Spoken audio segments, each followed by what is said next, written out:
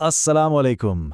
चले आज एक बहुत ही अहम मौजू पर बात करते हैं। एक ऐसा मौजू जो हम सब की जिंदगियों से कहीं ना कहीं जुड़ा हुआ है, और वो है माफ़ करना।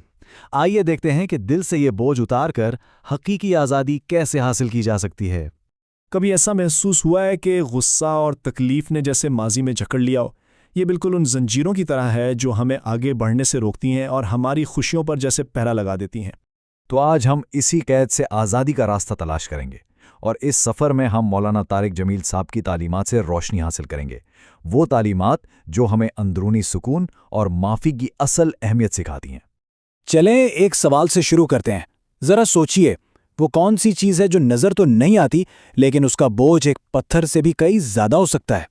जी हाँ, बिल्कुल। दिल में रखा हुआ बोझ या कीना, ये वो अनदेखा बोझ है जिसे हम हर वक्त अपने साथ उठाए फिरते हैं, और ये हमें अंदर ही अंदर से खोखला करता रहता है।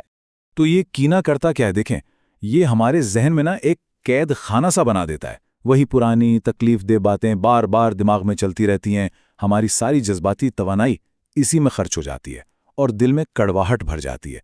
और सबसे बड़ा नुकसान पता है क्या है? हम किसी और को नहीं, खुद को ही तकलीफ पहुंचा रहे होते हैं। लेकिन हर कैद खाने की एक चाबी होती है ना? तो अब हम उस चाबी को तलाश करेंगे और ये समझेंगे कि माफ़ करने का असल मतलब है क्या, जो हमें इस कैद से आज़ाद कर सकता है। अक्सर हम माफ़ी को गलत समझ लेते हैं। ये कमज़ोरी बिल्कुल नहीं, बल्कि अपनी ताकत का सबसे बड़ा मुज़ाहिरा है। ये किसी और के लिए नहीं, बल्कि अपने सुकून के लिए किया गया एक इंतखाब है। माफ़ करने का मतलब भूलना नहीं होता, बल्कि उस दर्द से खुद को आज़ाद करना होता है। ये अपनी ताकत वापस लेने का नाम है। तो जब हम ये दरवाज़ा खोलते हैं तो दूसरी तरफ क्या मिलता है? आइए देखते हैं कि माफ़ कर देने से हमारी ज़िंदगी में कौन सी हैरत अंगीज़ मुस्बत तब्दीलियाँ आ सकती हैं। माफ करने का सबसे बड़ा फायदा ये है कि ये आपको ज़हनी दबाव और परेशानी से आज़ाद करता है। आपकी सोच वाज़ेह होती है, जज्बाती सुकून मिलता है, और यहाँ तक कि इसका असर आपकी जिस्मानी सेहत पर भी पड़ता है।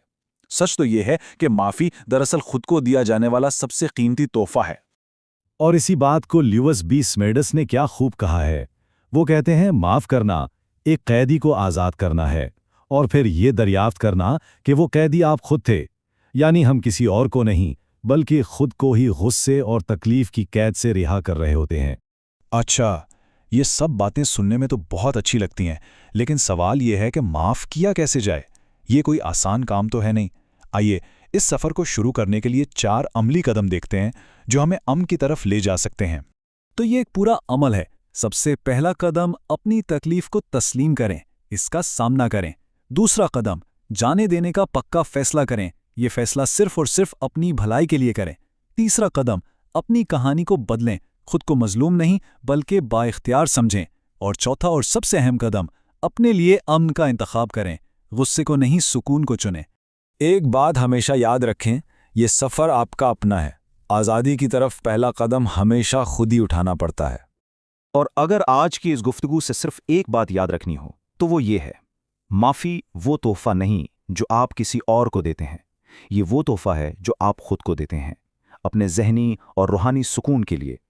तो अब ये सवाल आपके लिए है, आज आप किसे आज़ाद करेंगे? इस बोझ को उतार कर किस कैदी को रिहाई देंगे?